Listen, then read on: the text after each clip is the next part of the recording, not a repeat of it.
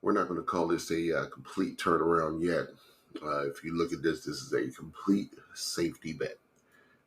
We have the Lakers on the money line, we have the Nuggets on the money line, and we have the biggest number on the board, uh, the underdogs to cover against a team that doesn't really cover that well. So both these money line picks did cover the spread, though. So we could have gone that way and hit the same way, but we just kind of wanted to make sure we can see some green today. So we hit, and that's about it. On to today, we're going to look at the card based on playoff seeding. It's getting close. Most teams have 7 or 8 games left to play. So we're going to look at what those couple games might be, if they matter, if they'll be playing after that at all, and see if we can shake some loose like that. So let's go and get into it.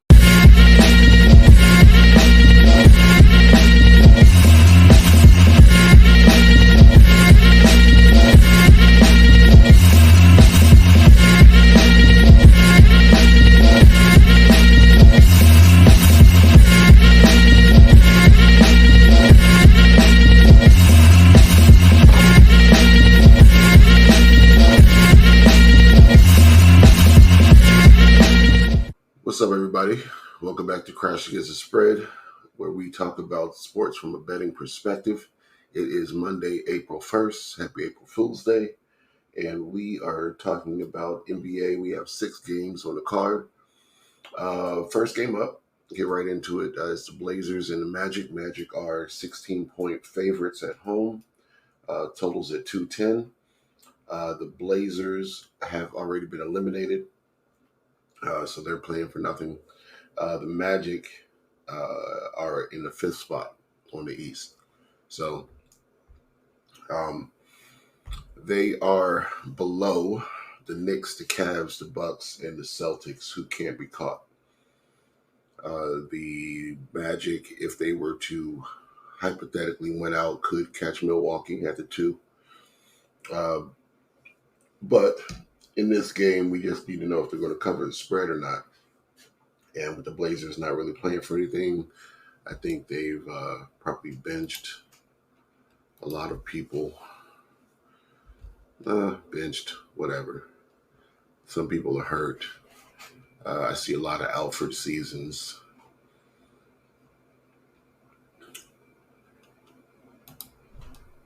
I mean, I think the Magic can cover this number. They have been playing like that recently.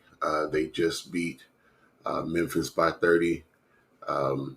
They lost to the Clippers. They beat Golden State. No, they lost to Golden State. They've lost their last 3, actually. Before that, they beat the Pelicans by 15.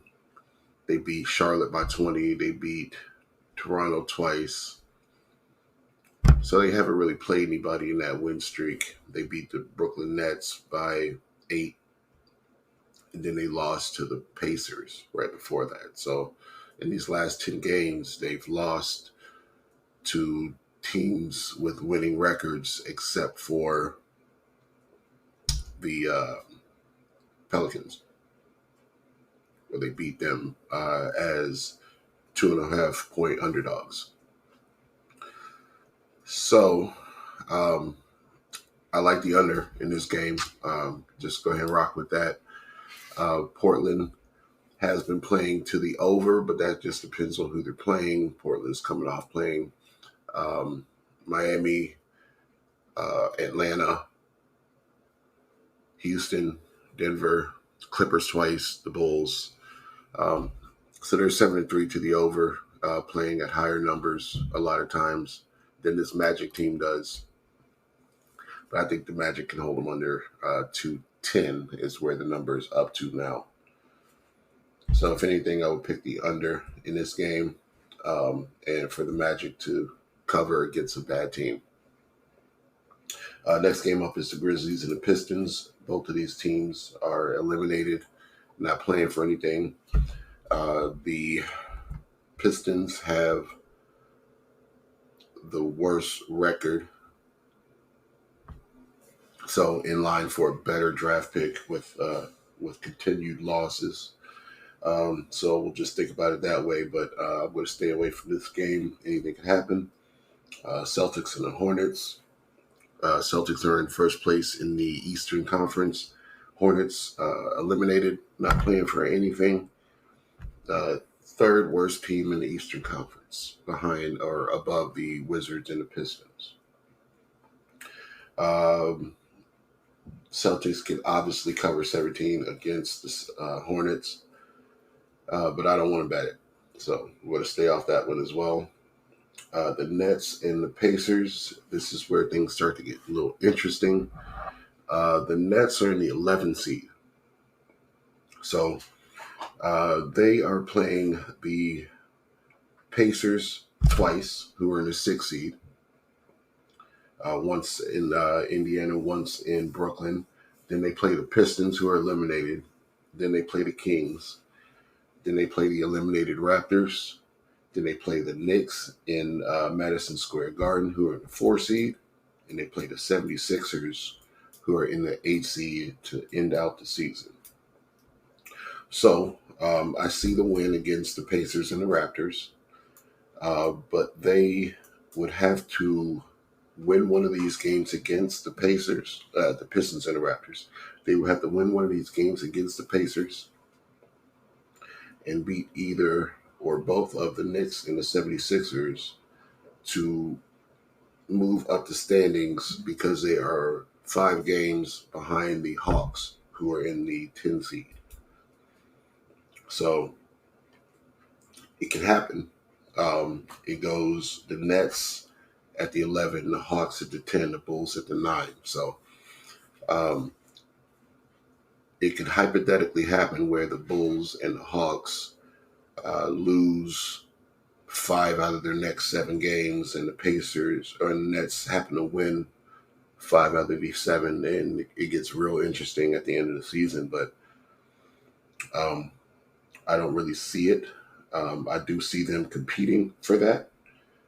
So I would lean on them on the 12.5 side, plus 12.5 against the Pacers, who are fairly locked into the 6. They could fall below Miami, who's in the 7, but they have a more favorable schedule coming up, and I think they can stay where they are at. So I would lean on the Nets plus the 12.5, but Pacers should win this game. So don't know if I have a bet on it. Suns, Pelicans. Suns are in the 8th seed. Pelicans are in the 6th in the Western Conference. The Suns have 8 more games to play. They play the Pelicans twice, who are in the 6th, like I said. They play the Cavs. That's the only Eastern Conference team they play. They play the T-Wolves twice, who are in the 3 seed. They play the Clippers twice, who are in the 4 seed. And they also play the Kings, who are in the 7. So, hypothetically speaking, if they beat the Kings and they beat the Pelicans, they could get all the way to the 6th seed and possibly even the 5, depending on what the Mavs do to end out their season. So I would say this is a motivated spot for the Suns, who, if we look at the injury report, are as healthy as they're going to be. New Orleans is still missing Ingram and Alvarado. So they are not as healthy as they want to be, missing Ingram. And Alvarado has been a great defensive piece for him. So I would lean on the Suns to win this game. And they are the +1 right now at on the road. So Suns to basically win outright against the Pelicans. And the Hawks and the Bulls are the late game. Hawks in the 10 seed, Bulls in the 9. The Hawks play the Bulls tonight. Then they play the Pistons. Then they play the Mavs and the Nuggets on the road. Then they play the Heat and the Hornets back in Atlanta. and they end out their season with the Timberwolves and the Pacers on the road. So